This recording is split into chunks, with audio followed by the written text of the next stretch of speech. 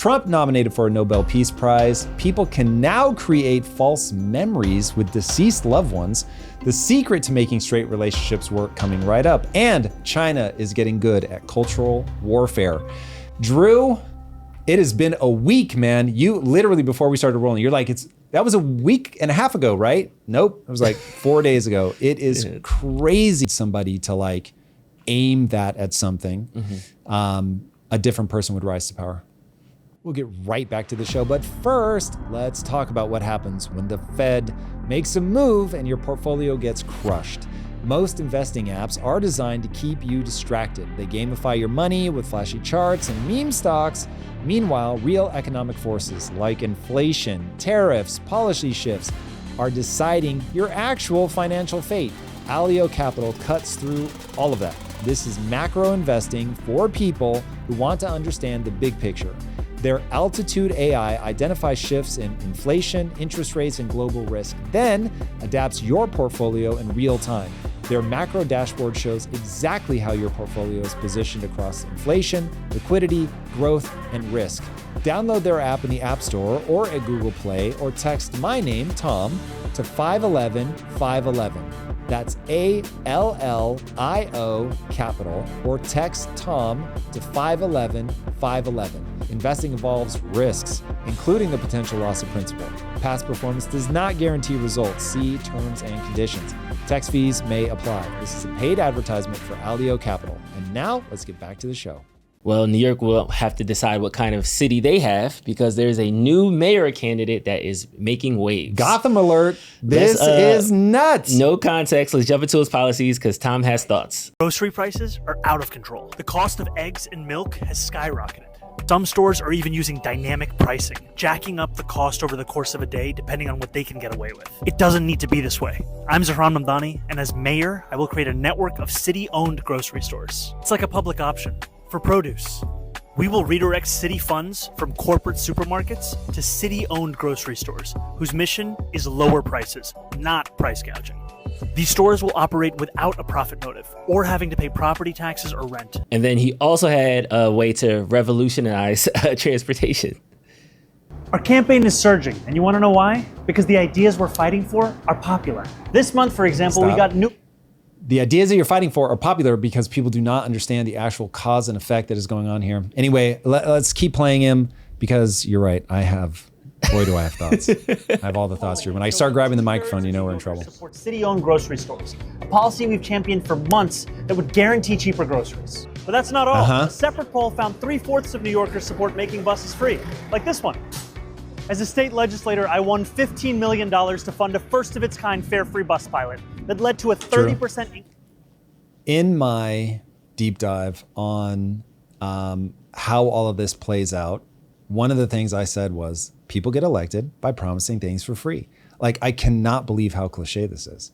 He's literally just listing, I'm gonna lower this price through tax dollars, not by improving the system.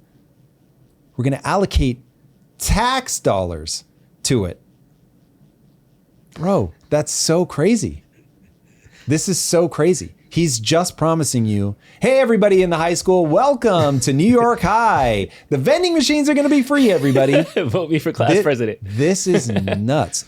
This is nuts precisely because it's popular. This is nuts precisely because I know there are going to be people that are annoyed that I think this is crazy.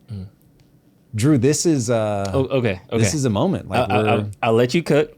I know we're going to talk about eating babies and all these types of things. Hypothetically speaking. Yeah, please. Give me the best arguments. Yeah, hypothetically speaking. Yep. He sits down day one. He looks at the mayor budget. He sees $1 million in office upgrades. He sees $4 million in flat screen TVs. He sees $3 million for new carpets. If he says, okay, I'm going to take those 3, 4, 7. Okay, now I got $8 million. That's the pilot now for the bus program. No new taxes, no new funds. Is your reaction the exact same, or is it still not going to work? My reaction is the exact same, depending on what he is applying the money to. If he's applying the money to something where every year you're just going to have to fund it and you don't get an economically viable output, like if he were saying, we're going to make sure that all kids have access to AI, I'd be like, okay, word. because that now you're educating people. Now you're giving them equal opportunity. If you get every kid in New York is going to have access to $20 a month OpenAI, ChatGPT, I could actually get behind that because that kind of thing is transformative. It turns ROI.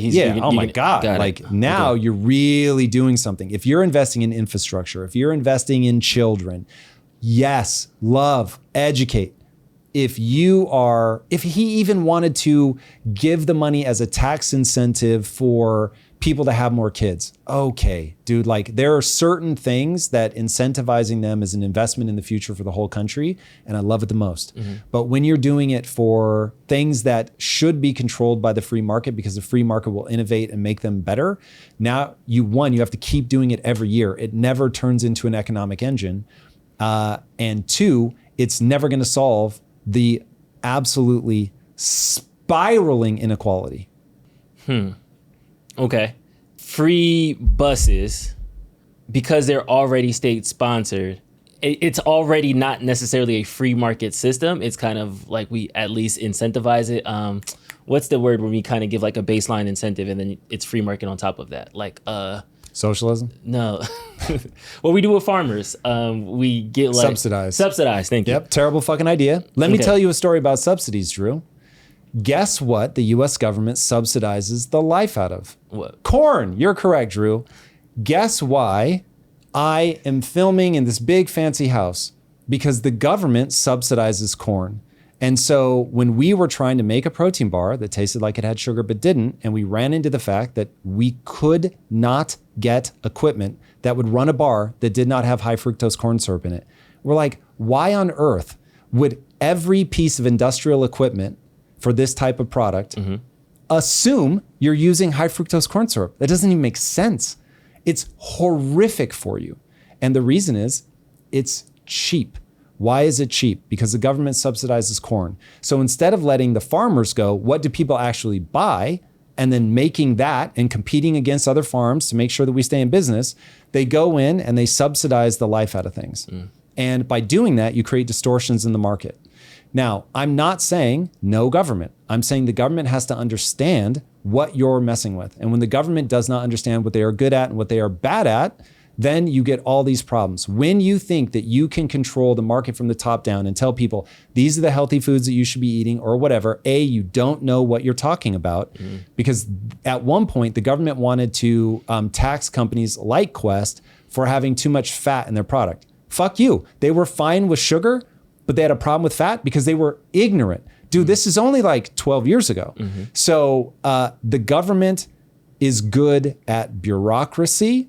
The government is terrible at understanding where we should be allocating dollars to get the biggest economic bang. They are terrible at understanding what's good for the health of their citizens. So I do not trust them in the slightest to dictate how buses should be paid for or any of that stuff. So build my infrastructure. Take that money and build dope ass roads. Build roads that are smart so that the vehicles can be more innovative so that things can get cheaper. Like there are ways that if they really thought about this, that they could be building infrastructure that would allow companies to come in and make all of this stuff cheaper. I mean, I could pontificate about things off the top of my head that I think would work, but the reality is you don't need me to pop off literally unprepared. There are people that all they do is think about the things that we could do that would actually make infrastructure better for everybody, that would unlock innovation in the private sector, which is always where you want the innovation coming from, because now you can trust the best and the brightest from around the world to say, I want to go to America, because whether you love it or hate it, people are motivated by getting a reward for their work. People do not want to work. They don't want to work, full stop. But I don't want to fractal on that. People want to work. They want to deliver a result. And if they can deliver an outsized result, they want outsized compensation. That is how you motivate the best and the brightest. He's leading. And it looks like he is leading Andrew Cuomo, who's also running. And they're both competing to go against Eric Adams, the current mayor, who has his checkered past. I think Trump's probably going to endorse him. So it's interesting. Pretty, yeah. You've got to pull up the David Friedberg tweet on this, because Friedberg, who is a Impact Theory alumni, had the perfect take. It is vitally important for America that Mamdani gets elected mayor of NYC. He can help maximally and swiftly tax the rich, stand up government-run grocery stores, eliminate the police force, freeze rents, and make public transportation free.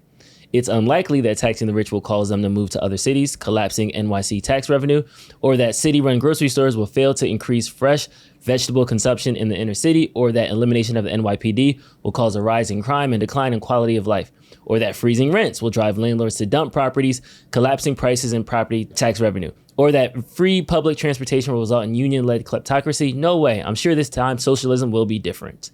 If Americans don't want to learn a lesson of socialism's failures elsewhere, we should aim to learn them as quickly as possible here. All right. So he goes on basically saying, okay, if we have to put our hand on the hot stove personally, and we're not willing to take mom's word for it, who's got scars on her hand from when she touched it, and we got to get our own scars, then so be it. But this is one, okay, if you can hear me right now, I have so much love for you. I want to see you happy. I want to see your life filled with like joy and rad things. And we have a broken system. We have to get rid of the inequality. We have to educate people. We have to make sure that being born in the inner cities is not a death trap, like where you're stuck there forever and ever. Those are musts. So I am on anybody's team who wants to see that kind of stuff happen. But this is where I really, really beg people to be a student of history and to, of the things you're learning about, to map cause and effect. When you start looking at countries that have tried socialism and communism, it's basically the same thing. You very quickly realize why, from a cause and effect perspective, it doesn't work. And if I can say it in a single sentence, the reason that socialism doesn't work is people won't work for free. The second you, dear listener, will work for free, socialism will work. But the reality is you don't want to work for free. And you certainly don't want to work at a job that the government picks for free. And that's what you have to do to make the system work. So when you're in a system that's producing all these incredible goods because you have thriving entrepreneurs, people actually lose sight of the fact it is obscenely difficult to create a company, and I'll call it an economic machine. It's extremely difficult to create an economic machine where the inputs, the people and the money, the ingredients, the raw parts, whatever, that you put into it, output something that people will willingly pay more for because it's more valuable to them than it cost you to make it. That's ridiculously hard, ridiculously hard. And almost without exception, the number one line item for any entrepreneur is labor. It's the people. So once you realize, oh, I'm the problem. I'm the reason that socialism won't work because I insist on getting paid. And people have a vision in their head that they're not going to have to work, that they're going to get everything for free. You're not. You'll coast on fumes for a little bit as you break all the makers in society.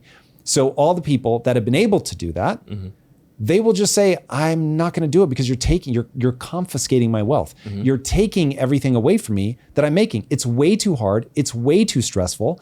And so why would I do that if the outcome is I get very little and we get, basically what they ended up having in Russia. You think it's going to be amazing grocery stores and cheap prices. It's not, because it's just such a wildly inefficient system. And people don't recognize that the rebound effect of trying to control prices at the store level means the farmer goes, I'm just not going to make these things anymore because you won't let me charge enough to make it worth my while. The reason the cost of eggs had to skyrocket was because a disease forced farmers to kill God knows how many chickens.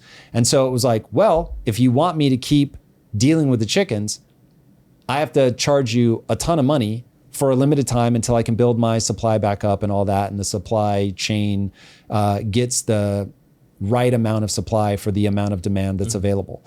And so if you don't understand that and you literally think money doesn't even have to grow on trees, it just comes into existence, that things just show up at your grocery store. When you have no sense of supply chains, cause and effect, the farmer who's stressing himself out, the entrepreneur that is, I was up at 2:30 a.m. this morning. Nobody was with me. All alone, doing my thing, trying to create something. I get that most people don't want that life, but that's what it takes. a lot of times to really build something of value. And so when all of that's invisible to you because the world just works from where you're sitting, but there's something broken and you can't afford a house and you're under a crushing amount of debt and you're looking at the wealthy people getting wealthier and wealthier and wealthier, you're going to scream for change. And that's why I'm like, I'm on your team, but you've got to map cause and effect. Otherwise, you're going to change the wrong thing, which is what this is.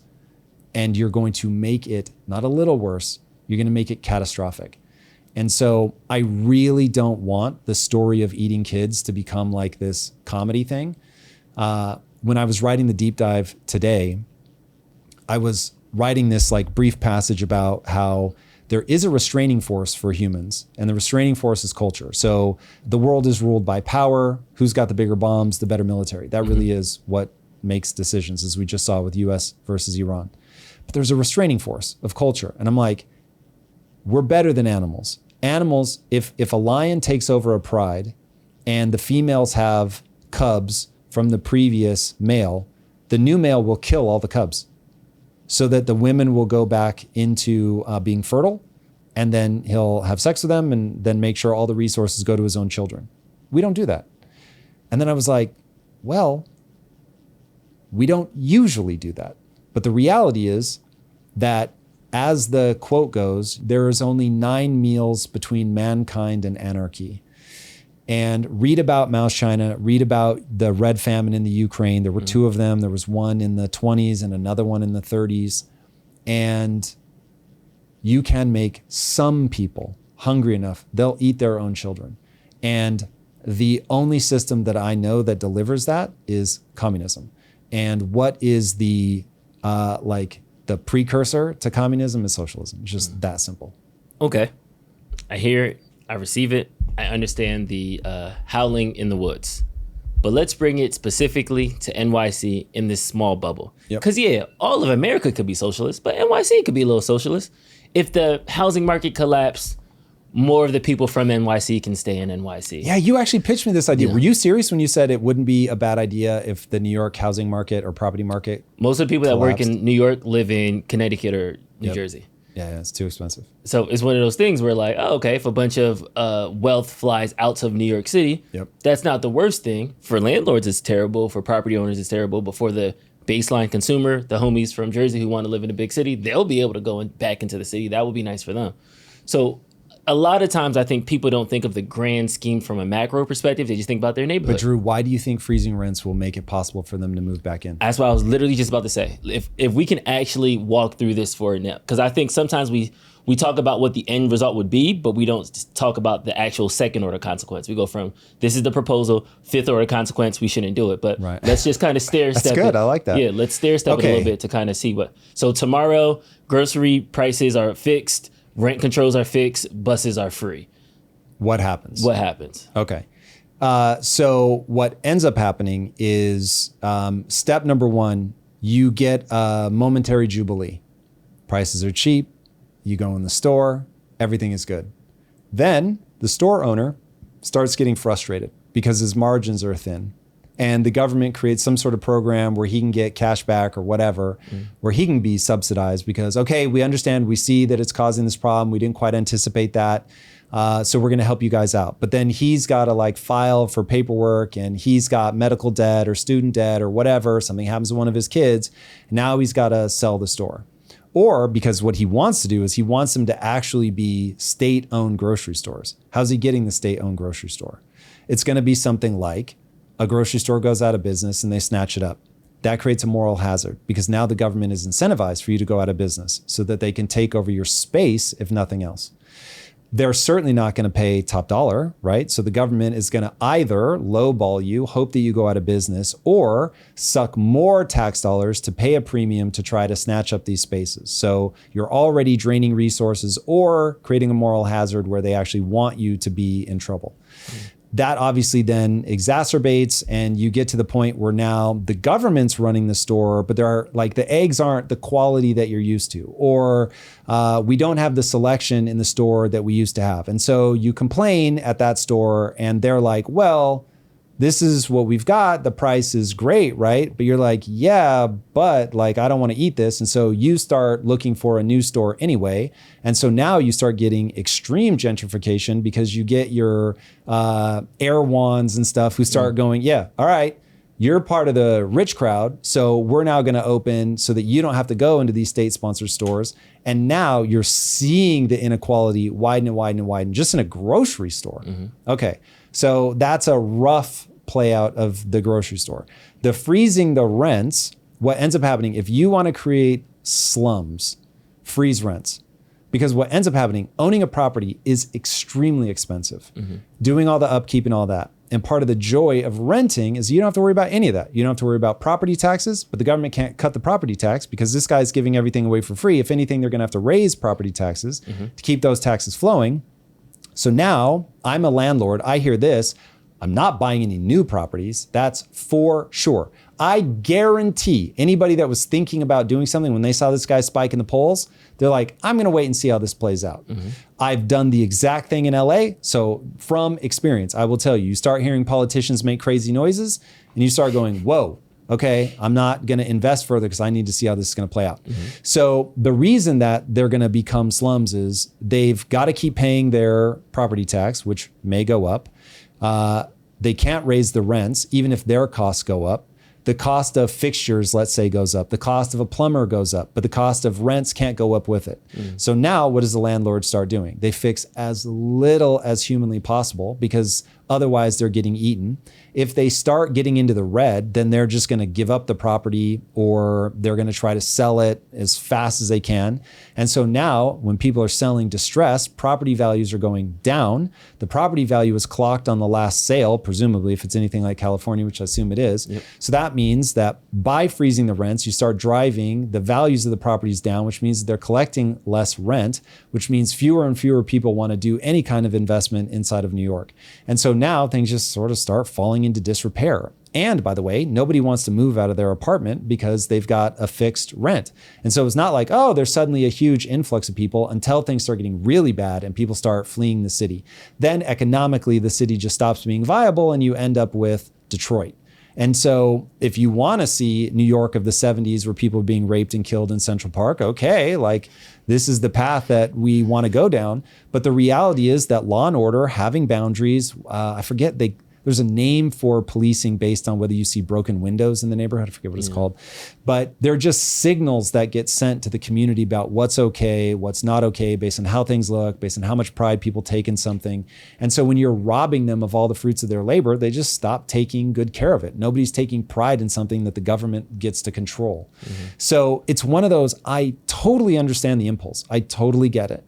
I know what people are grabbing for, but I tell this story a lot. There are people that I love that are in pain and physical pain, like joint pain, because, I know it's because of what they eat. They want a pill. And let's take Ozempic.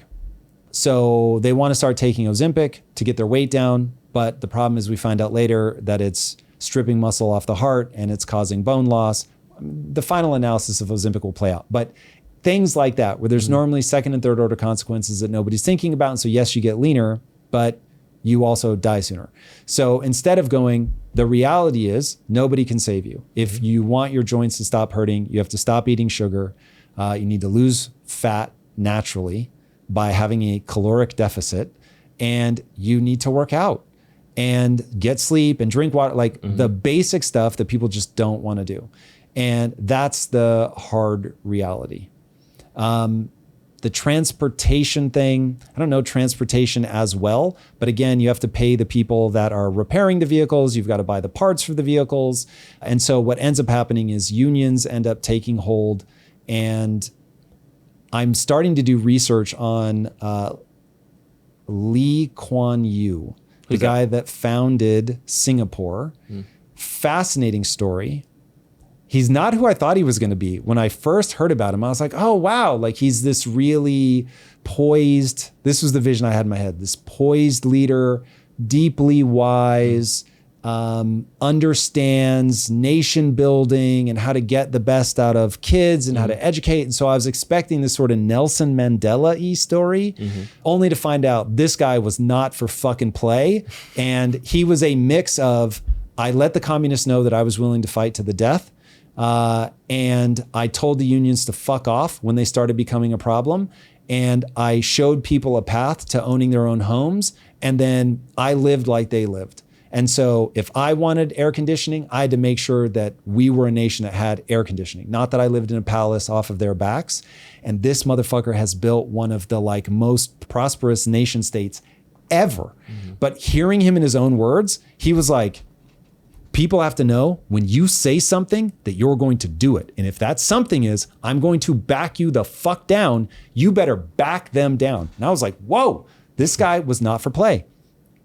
And that's the reality. Like, you've got to tell unions you're creating the problem. You cannot let, like, when I look at the education system, I'm like, this is a union problem. This is a union problem. You cannot have people who are not good at their jobs keep their jobs. You just can't have it. So I imagine the quality begins to decline. They stop being on time. They try to whip people from the top down, just like they did in the Soviet Union. It just doesn't work. So it seems like there's a common thread between the three of those examples, that the margins get suppressed when we go away from a profit system.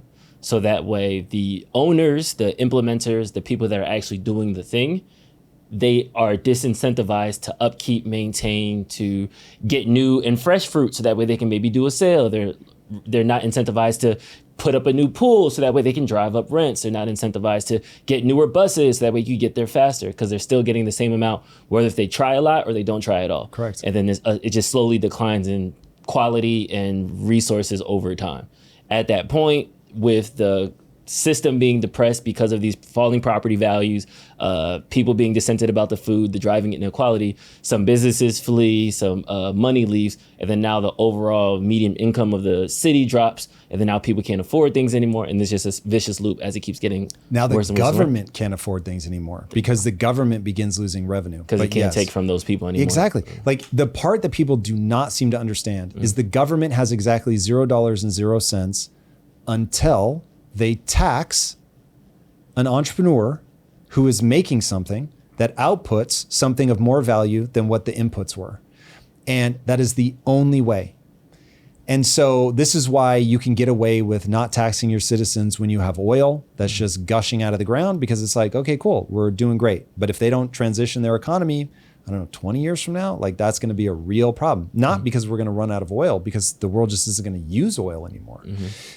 So when the voting public loses track of how the government actually generates money, then you get this moment. Yeah. It's interesting. It seems like the voting public thinks that money operates the same way that government does, where they could just kind of print it and it appears and then it can be used. Yeah, they just like think the government has money. Yeah. And so like, now I just want you to allocate that towards me. This is why I covered this in my deep dive about how money actually works, is what ends up happening is when so much money is being printed and people don't understand that that's stealing from them. They just know the government has $6 trillion, even though it only collects $4 trillion, it's got $6 trillion to spend. So it's like, well, if we've got all this free money, which is exactly how it feels, because you got politicians like this guy promising you free, as if it doesn't have to be paid for by them. And they just go, hey, we're going to make this magic money. And people go, I want my share of the magic money. And then it becomes completely detached from reality. Period. New paragraph. One thing that I don't know if this problem is solvable, and the following sentence may explain exactly why history loops the way that it does. The way the world works is just complicated enough that most people will never take the time to understand it.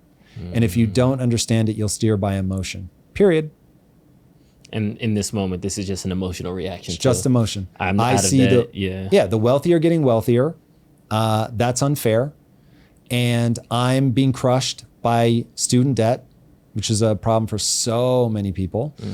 And fuck you, I want my peace. And so because they have that emotion of fuck you, I want my peace, and you get guys saying, I'll give you your peace, Why wouldn't I vote for that guy? Yeah. And the only reason you wouldn't vote for that guy is because you actually understand the cause and effect. But most people don't understand the cause and effect, will never understand the cause and effect. And the whole reason that humans have emotions is so that you don't have to understand the cause and effect. You just know that rustle in the bush scares me, so I'm going to turn and run. And so all we know is I'm mad as hell and I'm not going to take it anymore. This guy is telling me, vote for me and you don't have to take it anymore. I'm going to take from whoever it is that I take from, and I'm going to give it to you. Yeah. Yes, please. Nice. We'll get back to the show in a moment, but first, let's talk about the discipline hack that most people miss.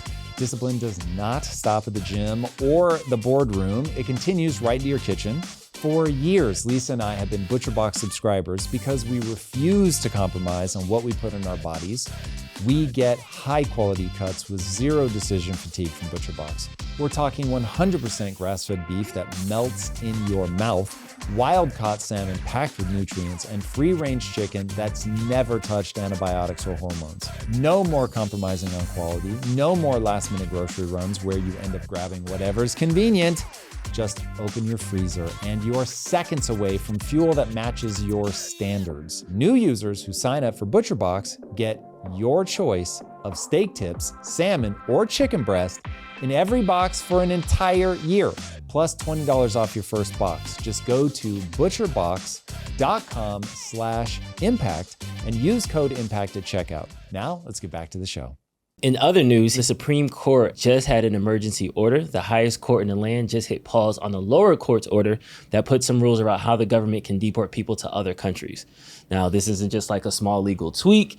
The three Justices Sotomayor, Kagan, and Jackson, they all dissented, and they called it a gross abuse of power. But what they enacted was it allowed Trump to continue to do his quick deportations to third world countries. So not third world. Third countries, excuse me. I thought that was a typo at first. I'm like, third countries. Yeah, third countries. So basically third party countries. The biggest example I could use is there was a Guatemalan man who was afraid to go back to Guatemala.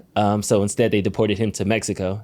However, the Mexican authorities then deported him to Guatemala. So I feel like it just takes the onus off of Trump, but it at least allows him to continue the deportations that they have. It's interesting. There were some riots in Mexico over people coming into their country illegally. Yeah. How hilarious is that? It's ironic. Yeah, I mean, it just goes, I mean, in fairness, it's the Mexican government has plenty that they could do and should do to stop people from crossing the border. But at the same time, it's like, it is ultimately our job to police our border. And I get it. They've got to police theirs. And it is weird watching the world wake up in real time to something that we have known essentially for all of human history and that suddenly we've somehow forgotten. Yeah. This is such a weird moment for me, Drew. The way that we are swinging so hard in the direction of compassion. It's utterly fascinating to look at that 4-part cycle of strong men, blah, blah, blah. Everybody knows the thing. And that we're just firmly in the weak men are making hard times moment right now. And we are gonna relearn some lessons from history in a violent fashion. Yes. I'm conflicted though, because we have seen more deportations historically than we're seeing right now. So this is not like Trump is the most deportationist president, or like it's not like it went from 0 to 5,000 a day or anything like that. But it seems like how he's doing it is the thing. We had the conversation with Rick Caruso that came out, and I remember Rick even said like there's certain ways how you can do it, and there's certain ways that kind of makes it look like the villain is enacting. Like the guys have on masks, they're heavily militarized. They're going into community centers, they're going into Home Depots, as opposed to like sweeping up off the street corners and going to a bit more malicious places or places that we think quote unquote criminals will reside. Yeah. Is there anything to the style factor into that? Or do you just think it doesn't matter if he was asking grandmas nicely or if he was in black suits, it wouldn't matter, we would still react this way? If he were a perfect human, he would do it better. He would understand how he looks to other people and he would temper that. He's not a perfect person. Nobody is. So in reality, with the temperament that he has, I don't think you're going to get any better than this. I also think people are so prone to hate him that it doesn't matter what he does. Just like the right was going to hate Biden no matter what he did, the left is going to hate Trump no matter what he does. Now, I do think Trump is uniquely divisive. Like there are 1,000 little nuances to his personality that really wind people up. So it's just going to be a question of somebody like that who does not care what you think is looking at, I want to achieve this thing. This is what I believe I need to do to achieve it. I'm going to do that thing to achieve it no matter what. You need a person with a certain level of aggression to pull it off. And so you combine the historical rebellion against him starting in 2016 or 2015 when he started running, and for the erudite left elites, that was just like brain breaking. The thought, like if you were a 40-something left leaning, hyper intellectual person used to people sounding presidential in 2015 and a fucking smug, arrogant, aggressive, brash, billionaire entrepreneur from TV comes in slinging mud at everybody, you had to be like, this is not my America. There's no universe in which I want this guy to be elected. And you're just seeing echoes of that still. It's crazy. Something else that humans are not prepared for is this. AI can now turn old family photos into actual video. This guy retweeted it, Roman Helmut guy, cognitive security rule number 1, do not do this. This reminds me of a sci-fi movie where like you can't remember which memory is yours and which memory is not. Is there a line here? I feel like this is getting Black Mirror-esque where I don't know if we should be able to do this. Is this healthy? Is this coping? Or is this like... Here is the hard reality. None of your memories are real.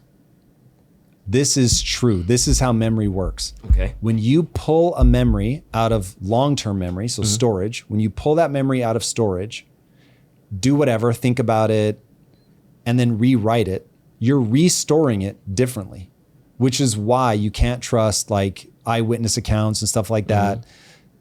Every time you access a memory, you change it a little bit. And that's why people will blend memories, they'll change memories, they'll be convinced, like the Mandela effect, that, oh, no, I saw this movie, I know I saw this movie. Memory is hyper fallible. Given that just is already true, given how damaged people can be by memories that haunt them, this to me is like a Ginsu knife. I can kill everyone in my family with it, or I can use it to cut vegetables and prepare an incredible meal. So you need to understand you're doing this to yourself all the time, no matter what. Now, this is your cue, not to say I'm never going to do this. This is your cue to do this very carefully, very intentionally. But man, let me tell you, when my mom passes away, the thought that I could do something like this, of course I'm going to do something like that. And worst case, smooth out. Like if you've got a rough memory with somebody that you can never get that moment back. Imagine the catharsis of working with a therapist who has access to AI to be able to create a moment where you can communicate with your mom, significant other, whatever. Again, you can do it in a way that damages you, or you can do it in a way that helps you alleviate something. Have you ever heard of phantom limb syndrome? Yeah, like when people cut there and then they feel like they still have a leg and all that. Yeah. Okay, so one of my all-time favorite guests on the show is a guy named V.S. Ramachandran. And he was the one that came up with this idea. And what happened was he had patients that had lost their hands, but their mental map of the hand was that it was clenched in a fist so tight that they were in agony. So even though they didn't have a hand, they were like just in constant, never-ending pain because they couldn't unclench their fist. And so he was like, what if I created a box that mirrored their good hand? And so they're looking down into the box. It looks like they're seeing the missing hand, but they're really just seeing a mirror of their other hand. And he said, what I want you to do is open your good hand and imagine opening your missing hand at the same time. And people were like, oh my God, it's like I've just opened my hand. People's brains clench up over the weirdest shit, traumas that will haunt you forever. Again, very powerful tool that you need to be extremely careful how you use. But man, if you use that to get closure, to be hugged by your mom again in the midst of just the unending grief of loss, dude, I'm doing it all day long, consciously, carefully, but I'm doing it. That's how the company Replica started, allegedly, that her best friend died and she fed all her texts into like AI. I'm not surprised. And then that's like what kind of like started like the whole AI companion thing. This is a real thing. And the transitionary moment is going to be scary. Yeah. And look, I unfortunately am not the guy that can give people the turn away from technology, embrace the Lord. Like, I can't give you that speech because I don't believe it. But I can give you the speech that there are no utopias. There are only trade-offs. Technology's been changing the human species forever. I mean, since fire. And if you want me to regale you with the torturously cruel way that humans used to live, I can, because anybody that thinks that the past was somehow like this better place, unless you're pit stopping in the 90s, which maybe I would sort of give you. Everybody goes to the 90s and stops. They don't want to go any further than that. It's so funny. When I wrote Neon Future, I literally was like, where would be the perfect technological moment for people who are technologically phobic? And I was like, the 90s. You need the internet, but not porn, not like all the crazy stuff. It's interesting. So anyway, I think technology ultimately is going to make life unimaginably better, but we're going to have to let go of some of the things we think of as the way things ought to be. Yeah. It sounds like you put technology in that gun category where like guns aren't bad. The people who wield guns the wrong way are the bad ones. Yeah, but only if you'll give me the context of technology is like guns in the same way that guns are like guns when someone is actively in your house trying to attack your wife and they have a gun. It's like that. Technology gave you antibiotics. Technology gives you temperature control. Yeah. Technology gives you the ability to make wheat that can feed the billions of people that we have on the planet. So technology reduced infant mortality. I mean, it's like technology is not like cell phones and social media. Yeah. Technology is the constant promise of a better tomorrow that we have been making to ourselves for the last 500,000 years. Copy. Well, I feel like straight relationships are on their deathbed with AI and technology and sex bots on the horizon. But a lady from Instagram has a cure and the fix for it. I'll say that straight relationships that survive and thrive are dynamics where the woman is a little bit more mean and the man is more patient and is kind of obsessed with her. Based on my experience working with couples, the reason that I think this holds a little bit of truth to it is because a man who you would describe as obsessed is also someone who values his partner's opinion. Pause it. When I first started listening to this, I was turned off by the words mean and obsessed. But as she started going, I was like, uh-oh, I recognize a lot of my relationship in this. I think she's onto something. About their partner's dreams, and they care about what they have to say. Similarly, a woman who is described as a little bit mean is a woman who isn't afraid to call out bad behavior and will only keep someone around if they add value to her life. In essence, I think these terms are like counterweights to our current society, where women can hold their ground and men actually care. And the reason that it works is because it becomes balanced. I found that to just be factually true for my marriage. Now, whether this is something that actually carries across everybody, whether this is a secret, because this certainly is not the secret that I would give people like about what actually makes a relationship work. But as like to what she said, there's a little bit of truth in it. What I found interesting is there's no doubt that I think many people would say that Lisa certainly has a mean gear, whether they would say she is mean or not, but Lisa like is not for play. And I remember one time pretty early in our relationship, and I was like, you're driving me crazy. And she was like, if you could walk over me, you wouldn't respect me. And she was like, it is the fact that I have my own opinions, I stand up for myself, that you're into me. And she said it in like this fun, playful, like seductive way. And I was like, fuck, she's right.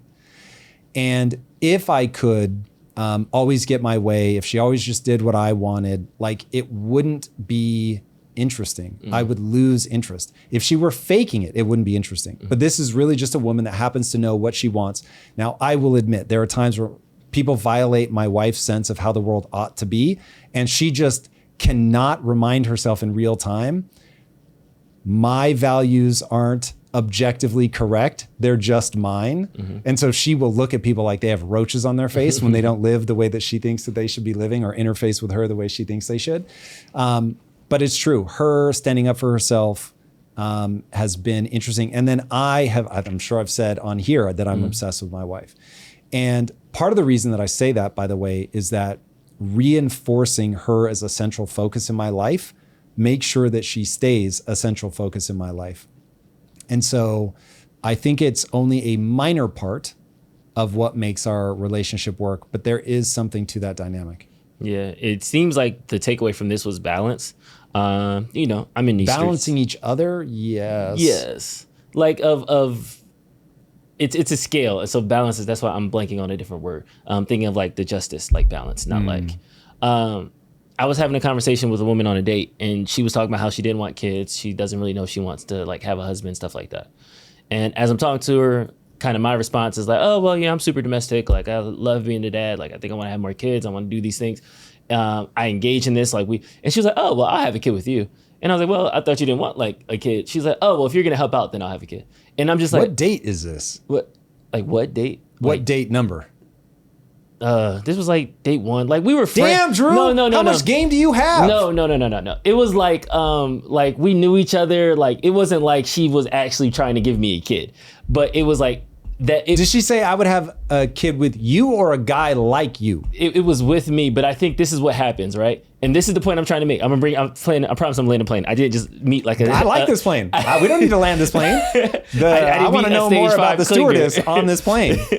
But it was interesting to me. I'm like, oh, like in her mind, having a kid meant the man is not going to do anything. She's going to have to cook and clean and do all the housework, and he's just going to throw her money and ask her for sex sometimes. And it's like sometimes we get super rooted in these dynamics that maybe we've seen, or we're just watching too much Twitter or Andrew Tate videos. I don't know what it is, but we're coming with this like, oh, the man is supposed to do X, Y, Z, woman's supposed to do X, Y, Z. But as she was talking like obsessed, like, yeah, I should care about what my partner feels, and I should be cheering my partner on, and I should. So when you say you're obsessed with your wife, it's like, I don't take that as all Tom is the simp, or it's like, yeah, y'all been married. You should be obsessed with her. That should be the person. Like I have my friends who are married, and like they check on their wives, and I didn't have this like reaction that was like, wait, obsessed, mean, that's bad. I was just like, oh, okay, she keeps it spicy to keep it interesting because you need that like that chase inside the man.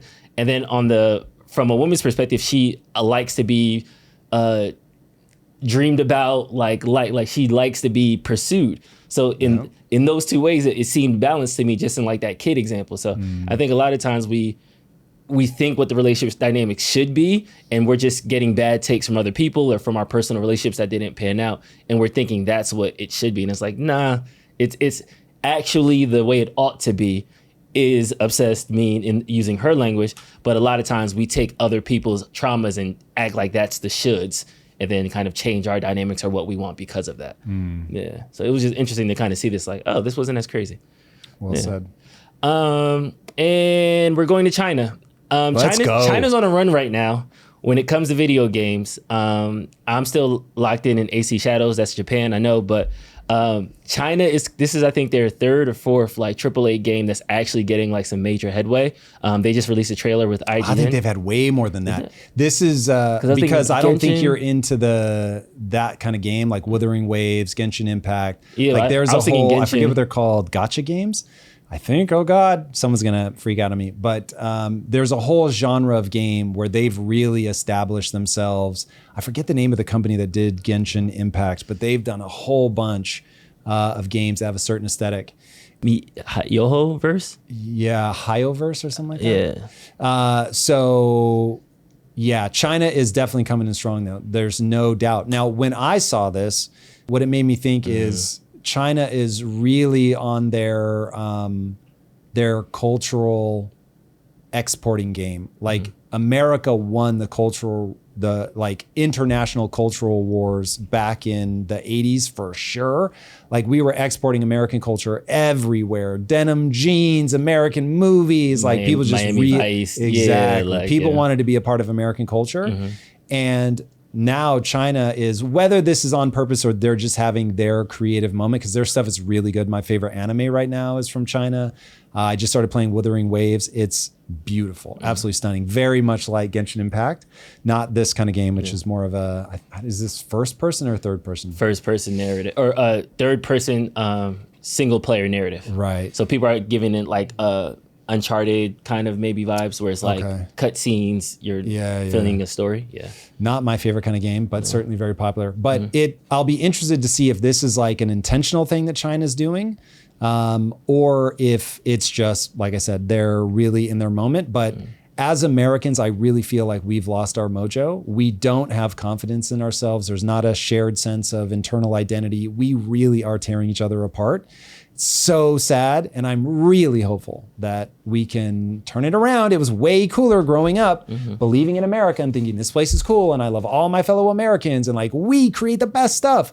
It's an awesome feeling, and I want to see people recapture that and really try to build and really try to create. But I will admit, as a game developer, I also look at this stuff and go, all right, I've got a worthy opponent. Like China's not for play. This is my non-threatening way to compete directly with China. And you've been looking for something, so here it is. It'll be fun. The game looks beautiful. They've done a phenomenal job from a graphic standpoint.